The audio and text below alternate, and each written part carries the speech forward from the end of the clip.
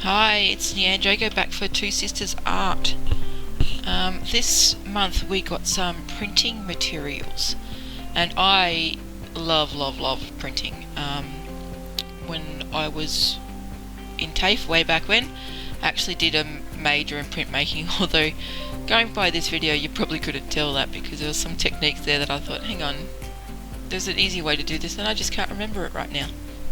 But anyway, so what I'm going to do is I'm going to use the actual lino piece, not the softer carving block, but the actual lino piece. So it is a bit harder. To cut. But in doing that, it's saying that it's great for a reduction print, which is what I'm going to do. So as you just saw, I've got my drawing there of what the print will look like, just a rough one, so that I know where to cut.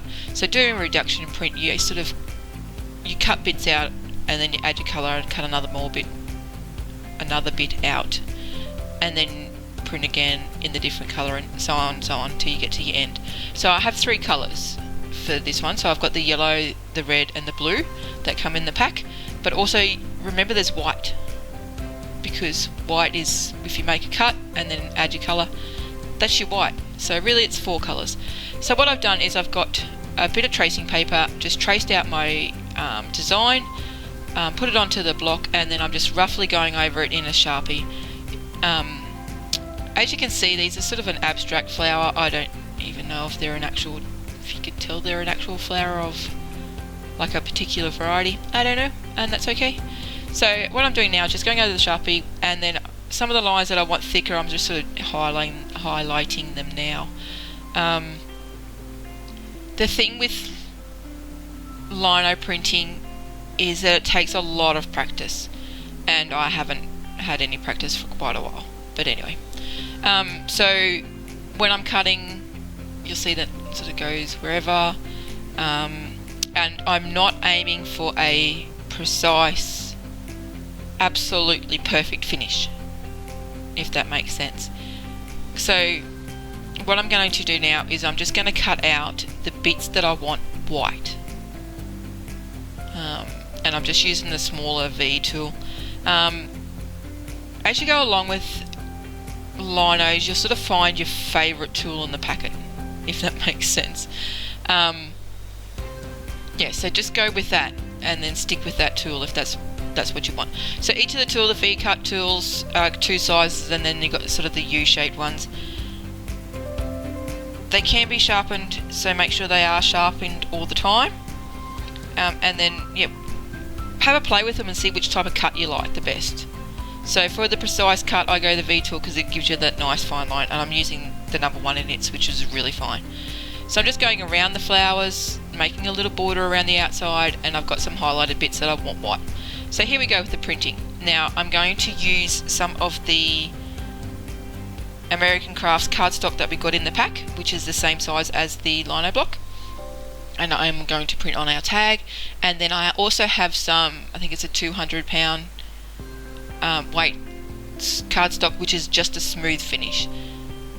Now, thinking about things, when I did this print, I should have printed for the American Craft cardstock, I should have printed on the smooth side, but I wasn't thinking. So I'm just loading up the lino plate now with the yellow. So remember, we need the yellow because we want the white, if that makes sense. I don't know how to explain it. So when I'm printing this, there'll be a block of yellow and then a few white patches. That makes more sense. So I'm just loading it up now. With a lino block, the more you print, the more prints you do at a time, the better it comes.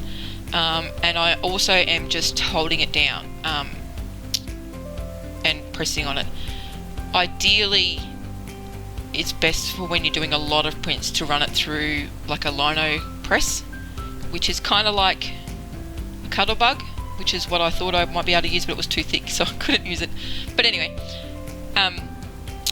so what I'm going to do is print first. So I'm going to do the series of prints. Some of them I'll just rub on the back, and some I will use a different clean brayer on the back. So you'll notice with the ink it is quite a sticky ink, so you can feel where it's on, especially when you're doing a few prints at a time. So with the reduction print, obviously you have to do a series because at the end you're only left with what part you want the darkest colour, which still makes a pretty cool stamp, which I'll show you at the end. So yeah, so here I am just going through doing all the yellow to produce the white.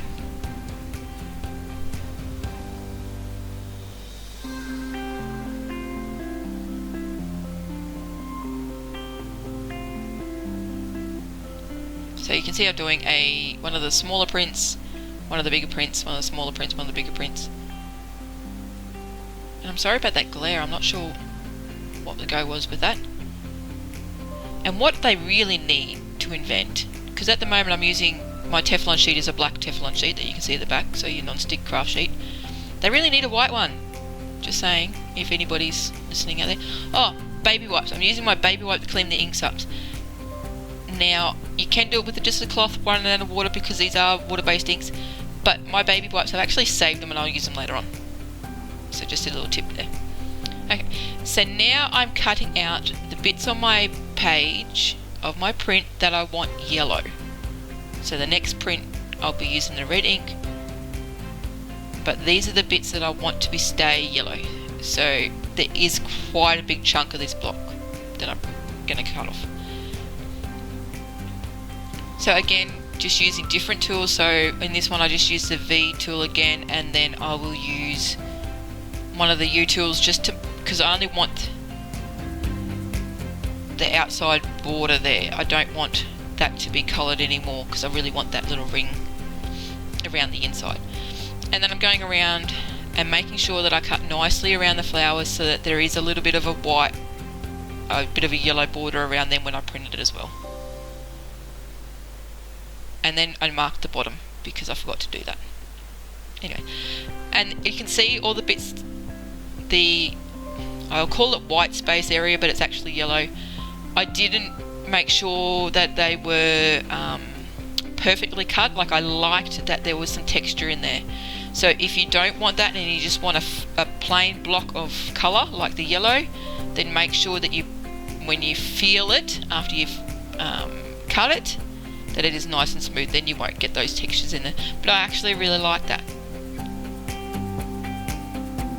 So let me know what you think in the comments. Do you like the texture, or do you think it would have been nicer with a plain, like with a bold yellow background and then the white? The yellow flowers would probably pop off. I mean, the red flowers would probably pop off a little bit more, but I don't honestly think it needs it. I think it looks good. Well, I think it looks good, and I'm really happy with the end result. I'll just say that. So the thing with Lino, or these type of printing as well, is that it does take time. It's not something where you can go, oh, I'll do a quick 15-minute print, because you're doing a series. As I said, this is a reduction block, so you do need to do the series.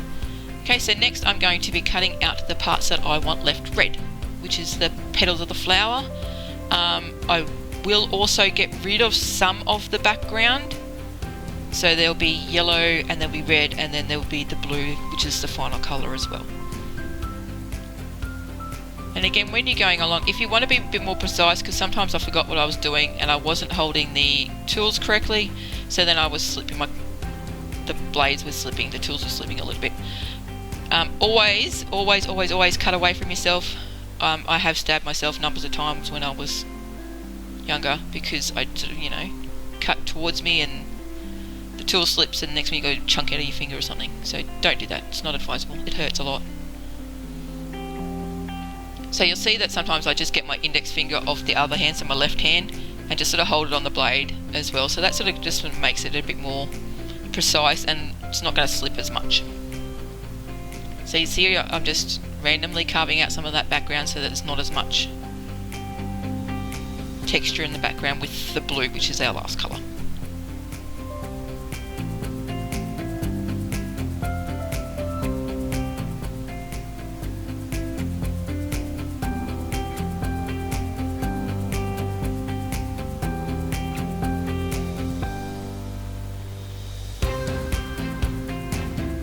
You'll see there that I'm using that index finger to press down on that tool as well, just to add some bit more guidance and a bit more control. Okay, so we're ready to do our final colour. So with this one I will actually do a couple of prints you'll see as well.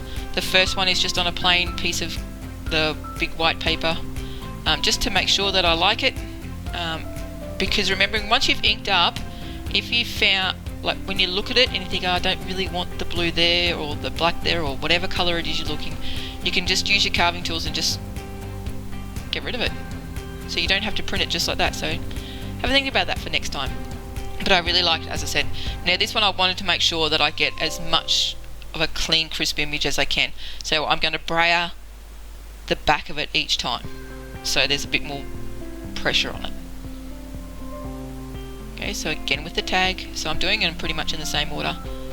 Now that tag is our swap cat tag. I haven't finished it yet, so it is just, as you'll see at the end, just still printed. So I am going to play with it a little bit more and just add a little bit more mixed media to it, just to make it pop a little bit more. So we'll wait and see. Keep your eye out on the Facebook page for that end result. Right, so I'm nearly done, and I actually get a piece of book page as well, because I thought, oh, I wonder what it will look like through book page. So this is what I'm going to do. So now I have, this is my final stamp, so I have this stamp available in my kit now. So there we go. So yeah, let me know what you think. I think the girls have done a great job putting this kit together this month, and I will see you back again with using these